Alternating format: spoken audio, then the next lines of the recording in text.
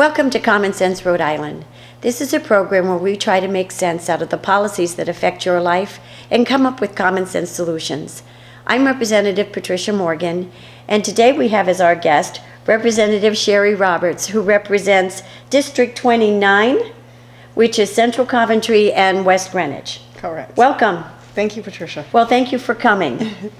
Sherry, you are now in the second year of your term, your first term. Yes. Any surprises? Anything that you think is different from what you were expecting when you got up to the State House? Well, I did expect there would be corruption. We all know that there's a lot of corruption up there at the State House. But I think I'm a little surprised by the amount of undermining that goes on up there and just to what extent there is corruption in the many different, maneuvers that are going on up there, unfortunately. Yeah, I think one of the things that's really disturbing to me, and I know to you, is that what's best for the common good, for the average family, doesn't get talked about very much up there. No, I don't hear a lot of that. No. I mean, it seems like all I see is, this one's doing for this one. If you're willing to do this, we can negotiate and I'll pass your bill and I get this out of it. And I don't seem to hear too much about, what the people want. Yeah, a lot of lobbyists, a lot of special interests, a lot of those insider deals that are going on all the time. You vote for this, I'll give you that kind of stuff.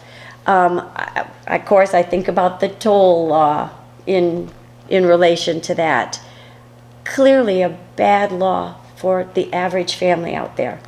$45 million annual tax increase. Yes. Yet it got done. Yeah, because they had their own agenda. They knew in advance before that vote ever came to the floor what was going to happen, or it wouldn't have been brought to the floor for a vote. And that's something that a lot of citizens of Rhode Island just don't realize, is that a lot of things don't get to the floor unless they have it pre-planned that it's going to pass with enough votes, regardless of what the Republicans want. If they say, no, we don't want that, well, they really don't care. If they have enough votes, they're going to pass what they want, and that's it. Yeah, and there's not a lot of discussion. There's not a lot of, I think of our founding fathers, and I'm sure that we would have wanted us to debate, have a deliberative body where all the sides of an issue were debated thoroughly, and it just doesn't get to happen. That's not the way it seems that it works here in Rhode Island now. No, the toll law, again, I'll bring that up. It's something that's really going to be a weight on Rhode Island families, consumers, on our economy. And yet, when we were trying to get the information, just going to DOT, and I know you were helping me with that, when we put in the access to public records requests, unheard of, that we have to put in a formal request to get information, and yet we had to under this administration. And the documents were not forthcoming, not easy to access, not easy to understand. I know you fought really hard with me against the toll law. You actually went through your district in the fall and asked the people of your district what they thought. Is that right? Yeah, well, yes, I did. I did I can't think of the right word right now. A flyer? Yeah, it was a survey. Okay. Survey. It was a survey just to ask them about what some of their concerns were. And I did have a chance to talk to many people, not everybody, unfortunately, but I did my best to get out there and find out. Because to me, I really did, when I ran, it was for the people. I think they realize that now. I think they realize I'm not just one of those politicians who say one thing and go do another. So I'm hearing a lot of people that are happy with the work that I'm doing, and they're very appreciative and they're thankful. And I just have to say, I have one of the best districts. I don't care what anyone says. Oh, no, I do. I do. But when you did the survey, what kinds of things did you ask? What kinds of things were you hearing from your constituents? Many different things. There were a few different things on there. Obviously, people they want less taxes. They want less bureaucracy. Less regulating. Of course, small businesses are hurt. We know that. So we definitely have to work on some more of that. And I know there's been some ridiculous legislation that's gone up there, has been put up there with the 2 weeks advance work schedule type thing. We know that's going to hurt businesses. It's just ridiculous. I think that was something personal that whoever the legislator was that submitted that, it's probably a personal thing. That's what it smells of to me.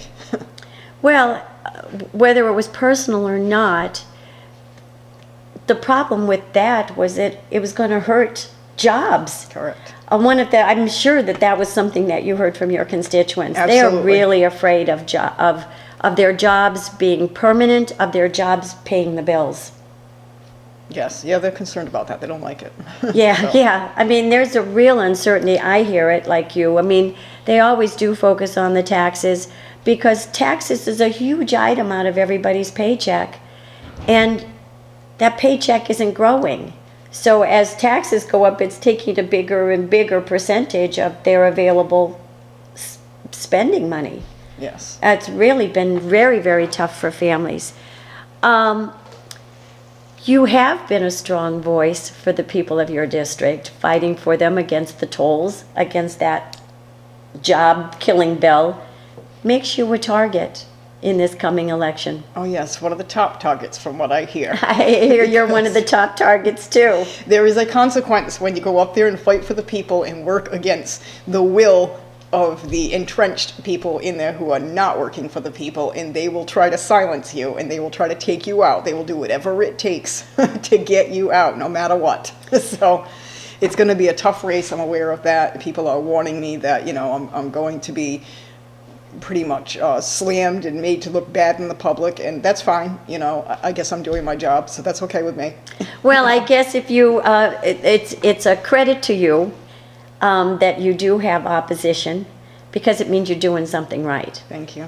right? Especially in our Rhode Island system of government. If you're not having a challenge, it probably means that you're going along to get along, and that's not been good for the average families in Rhode Island. No.